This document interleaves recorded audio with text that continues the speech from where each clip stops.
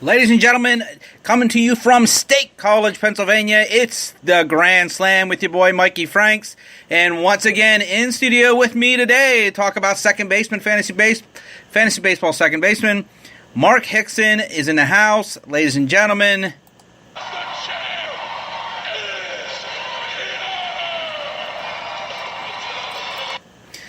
Mark, how you doing today? Good. You don't have to keep calling me the champ. Just refer to me as the sad Pirates fan. Yeah, well, I'm just stating facts. So the champ is in studio. Oh, I appreciate that.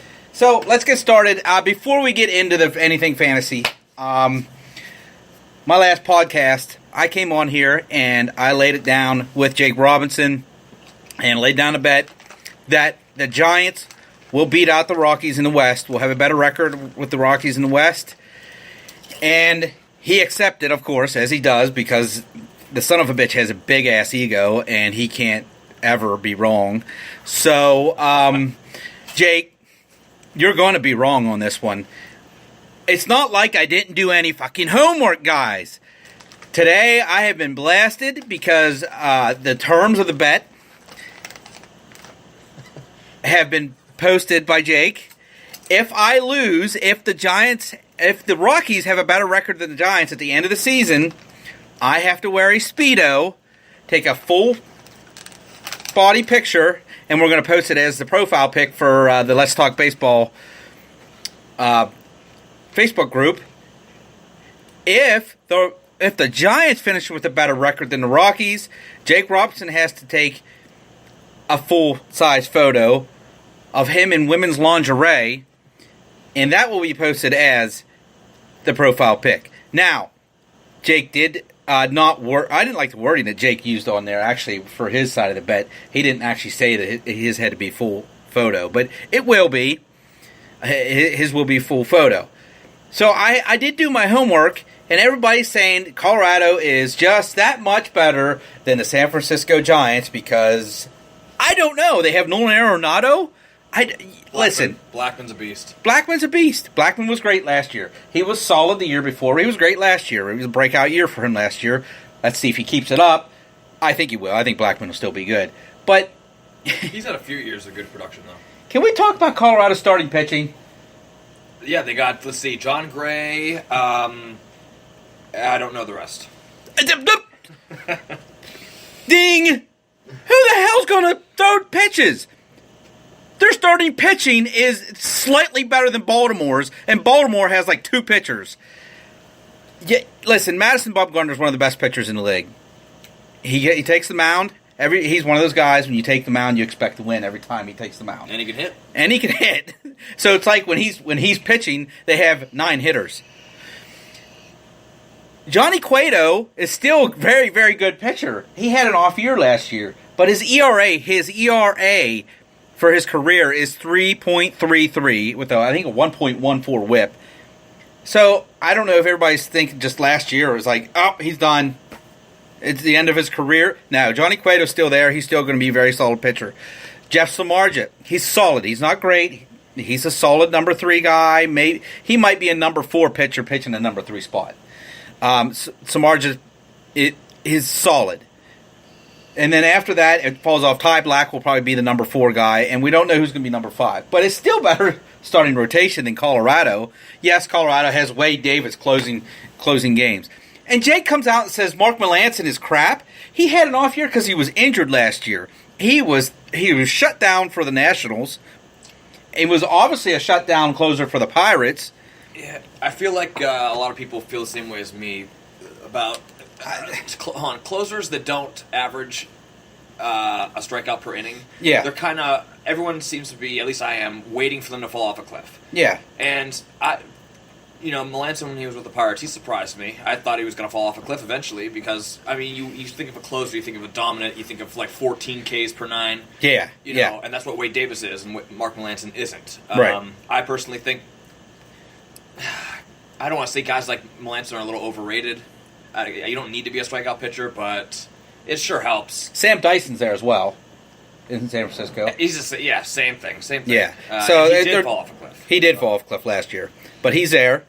So if he sets up and Melanson closes, I still think that's a real good, solid 1-2 punch to close out games. Sam Dyson fell off a cliff last year. Let's see if he picks it up. Obviously, the Rockies have a better closer, but their starting rotation is horrid. I'm sorry, but I don't know. I don't know why everybody is thinking that Colorado is going to be so much better than San Francisco. The Giants picked up 2 very, very good hitters in McCutchen and Evan Longoria. So the middle of San Francisco's lineup automatically got better. They obviously still have Buster Posey, who's one of the best catchers in the league. Brandon Belt, Brandon Crawford are still solid ball players. Hunter Pence is still there. I think he'll have a little bit better season than he had last year. They're going to have to get. I still think they're going to go out and get. I still think they're going to go out and look for a center fielder. Right now, Gorkis Hernandez is there. He's a great defensive center fielder. I mean, you're not going to get anything past Gorkis Hernandez, but I think they're going to get. There's been talk of Lorenzo Cain possibly going out and get Lorenzo Cain. If they go out and get Lorenzo Cain, I'm sorry, he's a extremely good offensive player. Plus, he can. I mean, he's a good defensive center fielder. So, even if they go sign another solid starting pitcher, I still like San Francisco better than Colorado. I'm never safe with Colorado just because they never have good starting pitching. What do you think? Do you think it's because pitchers just don't want to sign with the Rockies? I think that's a big part of it. I think pitchers think if they sign with Colorado, their ERA and then they'll eventually make less money in the long run. Correct. Who's going to want to sign a guy with a 5 ERA? That's exactly right. Contract. That's not. It sucks, but it's the truth. It's the truth. Nobody wants to go to Colorado and pitch because of the rarefied air out there in Denver. Then how come the same thing doesn't apply to Arizona? Big name guys go there, and they're like number 2, and it's not. It's yeah. I mean, it's like Colorado, Arizona, and then I think it's because it's like a dry heat out in Arizona. It's not like but that ball carries, and it's a big field. True. It's a bit So, I mean, I don't know. I think they're close. I do think they're close teams. I don't think everybody thinks that Colorado is so much better than San Francisco. I think it was an off year for the Giants because of injuries. But if they stay healthy, and obviously that's a big if, for both teams, obviously, I mean, they all got to stay healthy, then I still think San Francisco will finish with a slightly better record than Colorado. And everybody thinks Colorado's going to, on the page today, they just thought Colorado was just going to be so much better than San Francisco. I'm sorry, but your starting rotation says no. It's tough. I actually think Colorado will finish 4th in the division. I think it'll be Los Angeles, Arizona, San Francisco, Colorado, and then San Diego. Yeah. I'm thinking Colorado finishes 4th. They had a great year last year, no doubt. But I think that was an aberration. They don't have any starting pitching. Gray's solid, I guess. But I mean, when you're pitching in Colorado, your numbers are just going to be inflated. Watch them get an ace at the deadline. Yeah, they'll get an ace at the deadline. They'll probably go out and sign Arrieta and I'll run to Walmart. I'll run to Walmart and buy you a Speedo myself. Yeah, and then I'm going to start running about 10 miles a day. I know you don't own one. Yeah, no, I don't. I definitely do not own a Speedo, so it'll have to be bought. But Jake, Jake might already own women's lingerie, knowing him. The $3 hooker on the corner, that's Jake.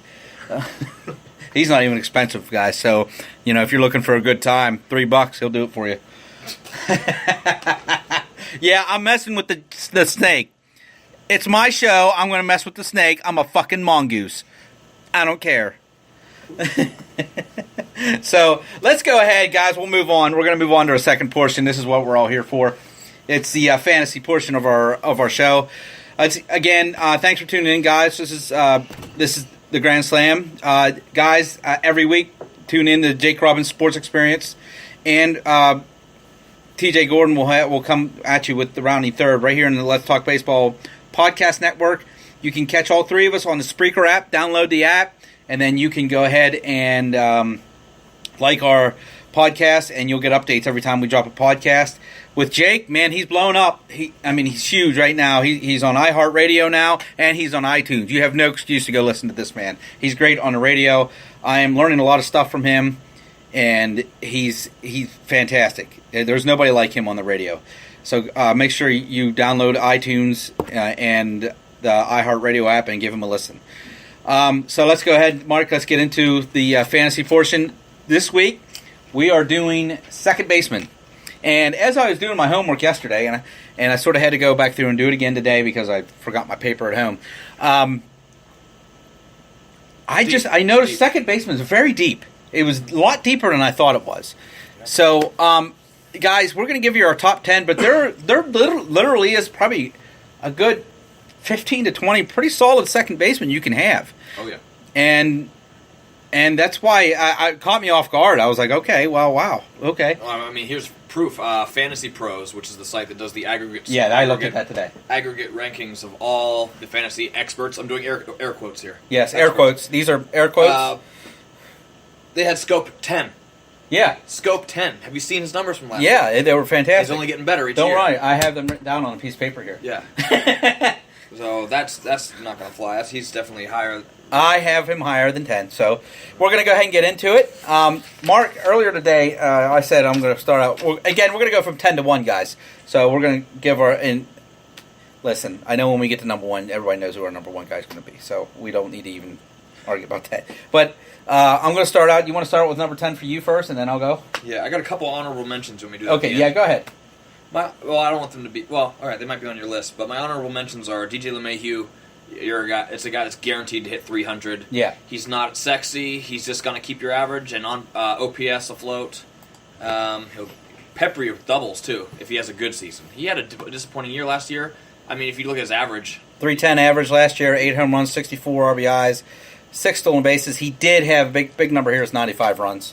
Yep. So he didn't bring... He is the guy... Because okay, so then... All right, so he must have started off slow. Because at one point, he was a disappointment last year. Yes. He was floating around on waiver Yeah, I think he heated up. He heated up, and Blackman actually fell off a little bit. He's one of those guys that... He's the perfect example of a guy that... Who knows if he's actually good? Yeah. Because playing at Coors Field, if you're not a home run hitter, you got a huge grassy outfield. The only guy I think is a guarantee that would be good anywhere else is Nolan Arenado on that team, to me.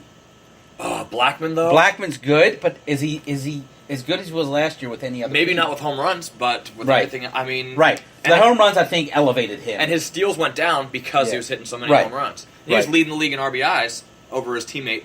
or Arenado for a good portion of the year last year. Yeah, then he fell off a little bit. Arenado kept going. I won't draft Blackman as for what he did according to his last year's stats. I feel like there'd be a little regression. Okay, well, let's go back into the second. But anyway, second baseman. All right, DJ LeMahieu is an honorable mention. Whit Merrifield. Okay, yeah. There's a guy that not a lot of people know. I saw his name on there. I was like, wow, really? Okay. Mm-hmm. Multi-eligible guy, too. Yes. And then I think Matt Carpenter's going to have a bounce back, but I'm not willing to put him in the top to a top 10. Okay. So I didn't do any honorable mention, so we'll let him do the honorable mentions. But I'm going to start out with number 10. Mark, you asked me earlier if I put him in my top 10. I did. Who? Rougned Odor. Okay, so here's why. And hear me out. Yes, he only batted .204 last year. Okay? He did have 15 steals. He did hit 30 home runs. He did have 75 RBIs. But... the years before that, he hit in the 260s range. I think he had it off here, average-wise. I think he'll hit back up around 260. I think he'll knock out 35 home runs, and he might get closer to 100 RBIs, and he's going to give you the 15 to 20 stolen bases. Doesn't he have one of the worst strikeout to walk ratios? Yeah, he does strike out. All players? He does strike out a ton. He's the guy. If you get, luckily in fantasy baseball, that really doesn't matter. Well, you have OPS. You have an OPS. Yeah, OPS. Yeah, So, on base plus slugging. We do have that, but